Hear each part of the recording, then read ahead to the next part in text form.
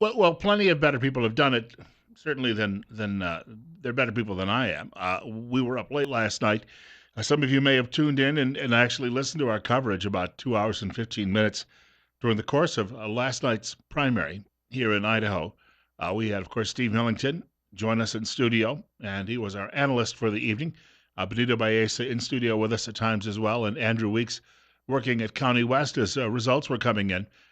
And we saw Ted Cruz, the only victory he had, we should point out, the only victory he had of the night, walk away with Idaho with a pretty impressive win. Now, why Idaho versus, well, it does tell you that there's a great many differences between Idaho and places like Mississippi and Idaho and Michigan. Michigan has had plant closures and they've stood by and watched manufacturing jobs just hemorrhage out of that state for 40 years. And we haven't seen anything quite like that. So the experience for a lot of Idaho voters is different than what you see in other parts of the country. This does not necessarily mean that Trump now has come out on top, but it's not getting any better for the opposition. We'll put it that way. The more that Trump keeps winning, the better off he'll be in the long run. And all of this talk about a brokered convention, they would be daft in the Republican elite, the establishment, to even try to pull something like that off. We have some theories, though, as to why Trump actually failed in Idaho. One of those comes from David Freddoso at the Washington Examiner, who today says Trump made a comment a couple of days ago. He was doing a television interview. He didn't do many radio interviews, obviously, in the state, but he did some television interviews, and he was talking with a TV crew. And they mentioned that he wasn't coming to Idaho, and he said, "Well, it'll be one of my first stops when I'm president. I love your potatoes." Everybody knows of Idaho potatoes, even though Idaho potatoes are not the state's biggest crop. When it comes to agriculture, Steve Millington shared yesterday that milk and cheese, obviously, but Idaho has more potatoes than anyone else in the union, so it gets that reputation. As it turns out, according to David Freddoso, Trump's trade policies would devastate Idaho's potato industry. So a great many potato growers out there already know this. They went to vote yesterday, and they said no. That's one theory, that they decided to go with Ted Cruz instead because he would better protect the potato crop, or at least sales overseas to foreign governments through free trade.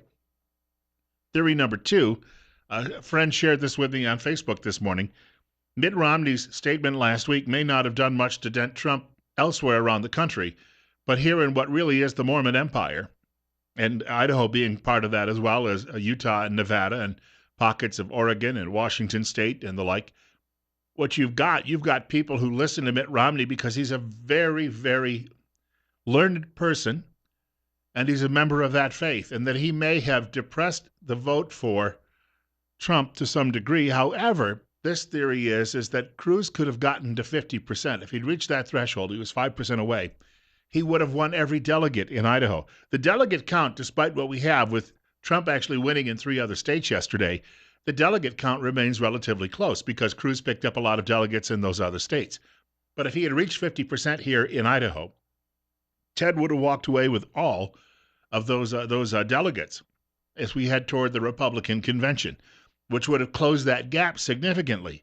Why didn't he do that? One theory is that Romney, by not telling people who to vote for as an option to Trump, left open the door, and that means that people like Cruz and Kasich got more votes, and they actually deprived, or Rubio and Kasich got more votes, depriving Ted Cruz of that 50% threshold, allowing Trump to pick up some delegates here. In other words, yes, Cruz won on Mr. Romney's remarks, but the theory goes he also stopped Trump from actually getting, or he stopped Cruz from getting all of the delegates in the state. So we've got lots of competing theories going on this morning. Those are just two that I've read. I've seen some others.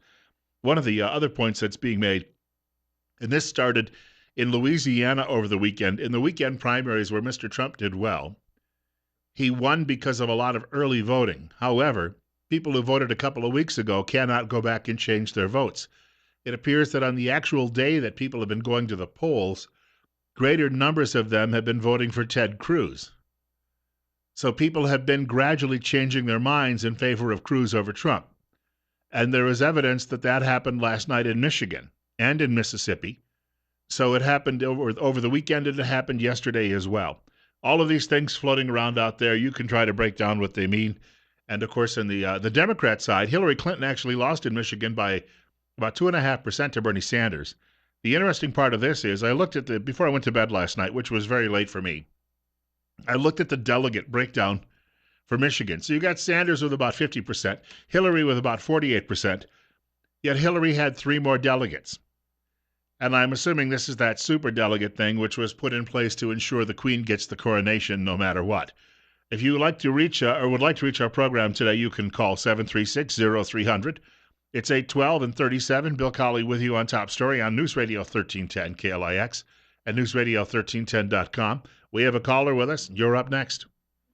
With all due respect, yesterday I seen more people vote against their own interests than I would have imagined, because Idaho's got this deal of the balanced budget amendment, which constitutionally, and yesterday we seen that everybody's happy about it. Oh, balanced budget. But look at what Cassia County, $36 million. They ain't gonna be able to fix it. I mean, I've never seen anybody, and then you guys want to make this federal balanced budget amendment. It's got to be constitutionally. If it's choking the schools, the future of Idaho, you guys are voting up against your own selves. What do you think is going to happen? The government, you pay your taxes. They're supposed to provide schools, roads, and all that. But since the Republicans, they made this constitutional amendment, balanced budget, all right. Okay, Cassia County. Okay, Gooding County, Wendell County. Wendell City. That's what you get. This is voting against your own interests. So wake up, people. Did you get all of that? Cassia County, Gooding County, balanced budget, voting against your own interests. He missed the program yesterday when we talked about that balanced budget amendment, which, first of all, is nowhere near. But you've got a recommendation out of the state Senate in Idaho for that constitutional convention. I'm not going to get into that today. We spent time on it yesterday. Obviously, he missed that. And I mentioned the opposition among the people on the right in the state of Idaho is intense to any constitutional convention which might attempt to draft a balanced budget amendment. On the other hand, if you keep running your country like you're running, you wouldn't go out and spend more money at home. Well, maybe some people would than they actually are bringing in, and then they would go bankrupt, or they'd end up in the poorhouse or living under a bridge somewhere. I suppose that's the alternative nationally, too, if we continue to go out and spend money we don't have. Somehow, some people out there think that the gravy train just keeps running no matter what happens when you're $20 trillion officially in debt. Again, simple math eludes them. You're up next, and you're on the air with Bill Colley on Top Story. Yes, I went and I voted in the primaries last night. I voted for Cruz, and I happen to be LDS, but I didn't vote for Cruz because of what Romney said. Romney said what he did last week, and I totally disagree with him, and I don't adhere to what he said. As far as the Cassia County bond goes, we're talking primary. We're not talking Cassia County bonds this morning. All right, but hey, thank you for the vote, and I'll tell you what. I think a lot of people who are LDS simply voted for Ted Cruz because he shares your values. I mean, that's the part that the mainstream media obviously misses. Is that look, if you went to the races, I go to the races in the summertime. And if I went and I sat with someone who was LDS and someone who was evangelical, but I didn't know who was who, at the end of the night, I still wouldn't know who was who. I mean, because they'd both be really quiet, nice people, and they wouldn't be guzzling beer. 8:15. Bill Colley with you on Top Story, and you're next on News Radio 1310 KLIX and newsradio1310.com. Yes, sir. The gentleman called previously in regards to the elections of the local county and city elections. He talked about Wendell City, but I'm here to call about Cassia County, the school bond over here. Yeah, but we're not talking school bond this morning. We're talking primaries and the like. I'm sticking to my topic. This is not the hijack show. I know people try that on a daily basis, but we're not going to get off into the weeds. That'll be a good topic for another day. But if you didn't know it, Idaho had a primary last night, and we may have had record turnout. I went to vote about 11 o'clock, and I went to my polling place, which is on Pole Line Road in Twin Falls at the Reformed Church. I got there at 11 o'clock thinking I'd have just about a 5-minute wait. be in and out. And I'll tell you what, took me 30 minutes to actually get to the table and get my materials to vote. And I was number 193. And when I left the place, as I was walking out, I did a quick head count. There were about 60 people behind me. That's at 11:30. Extrapolate what happened during the news hour, and then what happened, or noon hour, and then what happened when the hospital staff started getting out, whether they get out at 3, 4, 5 o'clock, who work and live nearby. That place must have had, it could have had perhaps even 1,000 people pour through there last night. These are impressive numbers, which we don't normally see even in a presidential primary year here. You're up next, and you're on the air on KLIX. Good morning, Bill. I tell you, modern technology is great because I kind of blew up my text message account, texting every friend I knew to remind them to vote. I got a lot of replies back. Okay, I did, which was really great. But I think the thing that's nice is that I'm hoping that the people in Idaho voted with a calm head instead of a angry head that listens to Trump, and maybe because we have to use our brains on a daily basis, we're not letting the government decide what we're going to do. Hey, good point. And the numbers as they were coming in last night, a lot of us were, I think, somewhat nervous because we expected the high turnout was going to favor Donald Trump. And then when we got to about 35% and we realized that Cruz had a pretty solid lead, we all looked around the room at each other and thought, wow, this is an anomaly, certainly for the night. You're up next. It's 8:18, and you're on KLIX and NewsRadio1310.com. Yeah, pretty excited about the Cruz win last night. On the news they had the breakdown of some of the groups, the evangelicals, and that were voting for Cruz and Trump.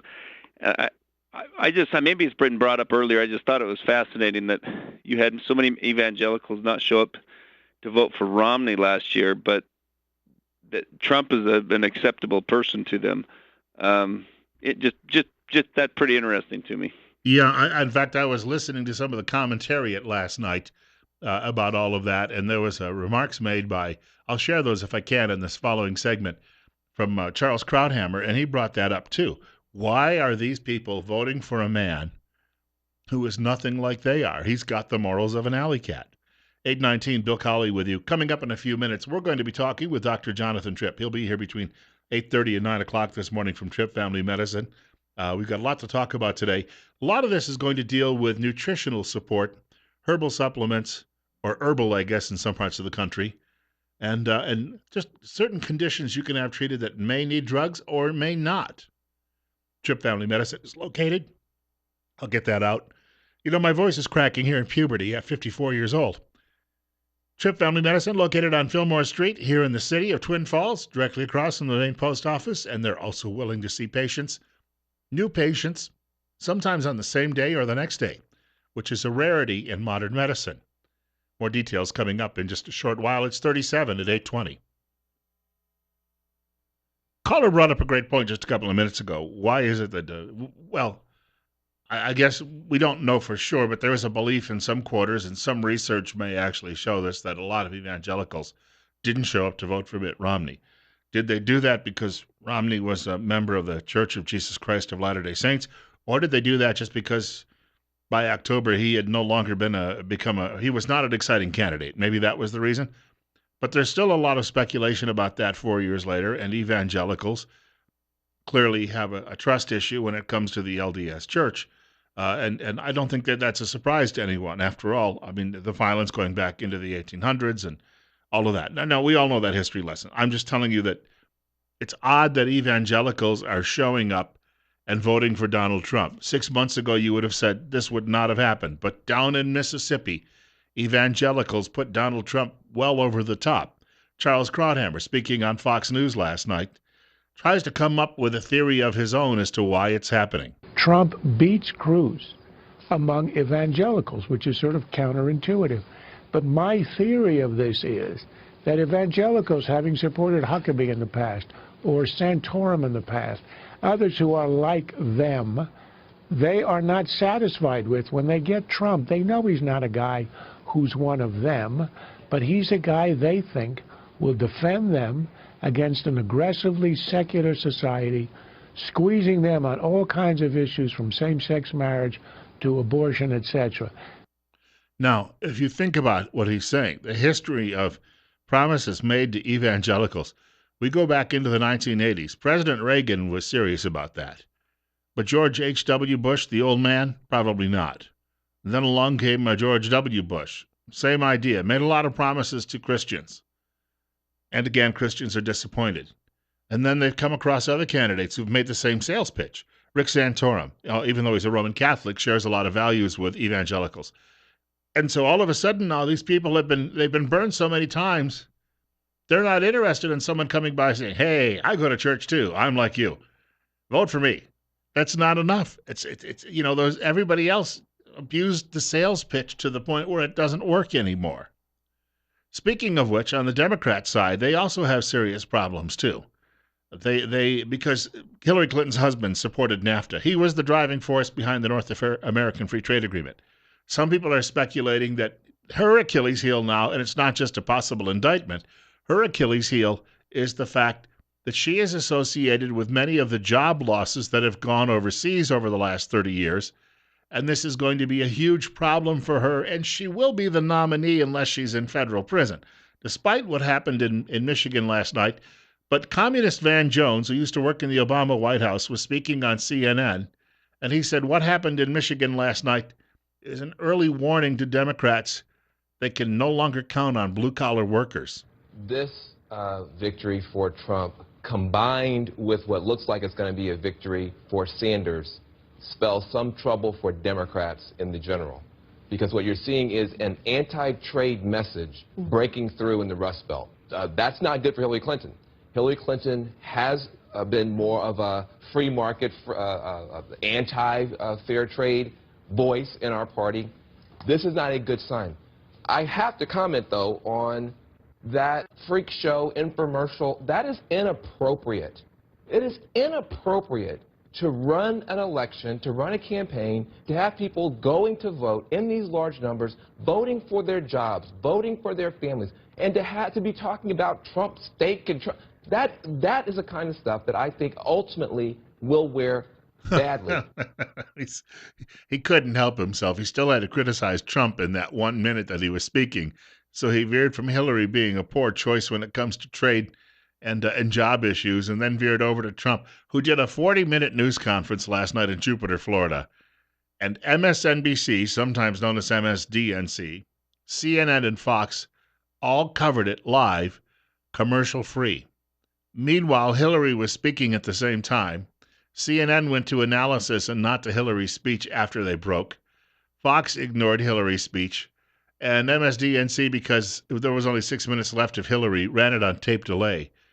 So Donald Trump is definitely dominating the media conversation in this country, and that is, again, another reason he's doing well.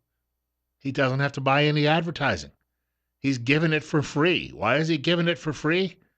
Because he's good for ratings, folks. He's good for Fox, MSDNC, and CNN. And for that very reason, we see far more of him than we see of anyone else.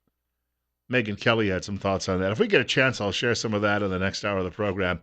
And looks like their blood feud, no pun intended, might be over. Hey, before we get to our next guest coming up, that'll be Dr. Jonathan Tripp, or one of his associates from Tripp Family Medicine.